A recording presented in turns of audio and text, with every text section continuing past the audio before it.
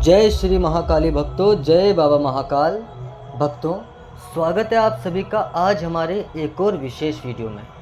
भक्तों, आज हम बात करने वाले हैं कि आपने देखा होगा कि बहुत सारे व्यक्तियों को सवारियां आती हैं। शुरू में तो उनकी सवारियां अच्छा कार्य करती हैं, उनके यहाँ पर बड़े बड़े दरबार लगते हैं और लोगों की भीड़ लग जाती है उनके पास। लेकिन एक समय ऐसा आता है कि धीरे धीरे भीड़ कम होने लगती है, वहाँ पर काम बिगड़ने लगते हैं और एक समय ऐसा आता है कि वो वीरान हो जाता है पूरा स्थान। तो आखिर ऐसा कौन सा कारण है कि पहले तो शक्ति आती है, कार्य करती है, उसके बाद में वो शक्ति कार्य करना बंद कर देती है। तो इसी विषय पर आज चर्चा करने वाले हैं। तो देखिए भक्तों, सबसे पहले तो मैं आपको बता दूं कि शक्ति कभी भी अपना कार्य करना नहीं छोड़ती है। शक्ति जैसे पहले आती है वैसे ही लास्ट में भी आती है, लेकिन ये साधक की गलती होती है कि वो अपनी शक्ति को सही कार्य में लगा नहीं पाता, उसकी ऊर्जा को बढ़ा नहीं पाता। देखिए, जिस प्रकार शक्तियाँ कार्य करती हैं तो धीरे धीरे उनकी ऊर्जा खत्म होने लगती है। अगर शक्ति किसी का कार्य करेगी तो धीरे धीरे उसकी ऊर्जा खत्म होगी, समाप्त होगी।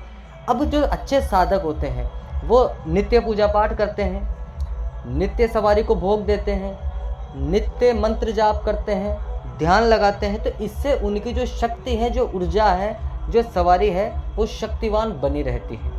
अब अगर आपके शरीर में सवारी आ रही है और आप सवारी के लिए कुछ कर ही नहीं रहे, तो फिर ऐसे में कैसे सवारी का कार्य चलेगा, कैसे सवारी कार्य करेगी, कैसे सवारी की नहीं बिगड़ेगी। उसके बाद में देखिए भक्तों, मैंने आपको अपने कई वीडियोस में बताया है कि सवारियों के कुछ नियम होते हैं जिनकी हमें पालना करनी चाहिए।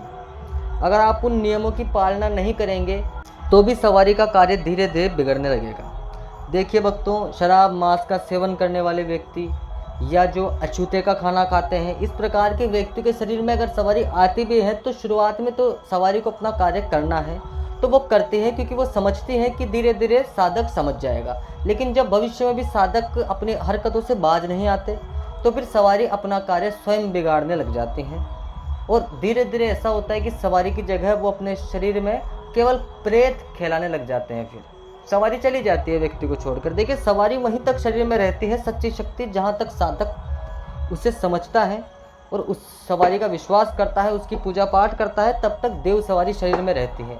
आप जैसे ही सवारी को छोड़ोगे तो सवारी आपको आपसे ज़्यादा जल्दी छोड़ देगी फिर, क्योंकि देखिए, आप सवारी की 1 इंच बिगाड़ोगे, सवारी आपकी 1.25 हाथ बिगाड़ देगी। ऐसा ही होता है इसमें। इसलिए भक्तों याद रखिए, सवारी अगर शरीर में ली है तो उसकी सेवा पूजा करें, नित्य भोग दें उसको, नवरात्रि में उसकी साधना करें, सिद्धि करें, मंत्र जाप करें सवारी का। और सबसे बड़ी बात, अपनी सवारी को देव अर्थात भगवान की तरह समझें। अब मान लीजिए कि अगर आप उसे भगवान समझेंगे तो भगवान की आज्ञा का आप कभी उल्लंघन नहीं कर सकते। उसी प्रकार सवारी की बात का भी कभी आप उल्लंघन ना करें। जो सवारी कहती हैं वो माने, जैसा वो कहती हैं वैसा करें। अगर वो कहती हैं कि आप ये कार्य नहीं करें तो मत करिए, उस कार्य को करने में आपकी हानि है, क्योंकि सवारी कभी नहीं चाहती कि वो अपने साधक को कभी भी गलत रास्ते पर जाने दे या कभी वो स्वयं उसे गलत रास्ते पर नहीं बेचती हैं। इसलिए आंखें बंद करके जो सवारी कहे उस बात पर विश्वास करें, पूजा पाठ करें, मंत्र जाप करें, अपने इष्ट पर विश्वास रखें, गलत संगतों में ना पड़े, शराब मांस का सेवन ना करें, अछूते का खाना ना खाएं, पराई स्त्रियों से दूर रहे।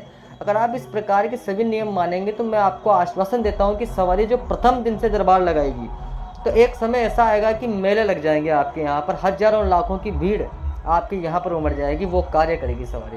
क्योंकि देखिए, सवारी कभी ये ना सोचे, कोई सवारी छोटी या बड़ी नहीं होती, सवारी की साधना बड़ी होती है। आता सभी के एक अंश ही है। किसी के काली माता की सवारी आ रही है तो काली माता तो नहीं आ रही, एक पहाड़ से एक छोटा सा पत्थर का टुकड़ा ही उसके शरीर में आ रहा है काली माता का।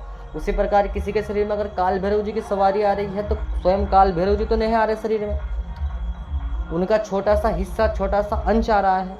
तो आप जितनी ज़्यादा साधना करेंगे उतनी ज़्यादा सवारी आपके अंदर ऊर्जावान होगी, और जितनी ज़्यादा सवारी होगी चाहे वो किसी भी देव की हो, वो उतना अच्छा कार्य करेगी। इसलिए ये ना सोचे कि सवारी बड़ी है छोटी है, आपके कार्य अच्छे रखें, कर्म अच्छे रखिए, मन अच्छा रखिए, तन स्वच्छ रखिए, सब अच्छा होगा। जय श्री महाकाली, जय महाकाल, हर हर महादेव।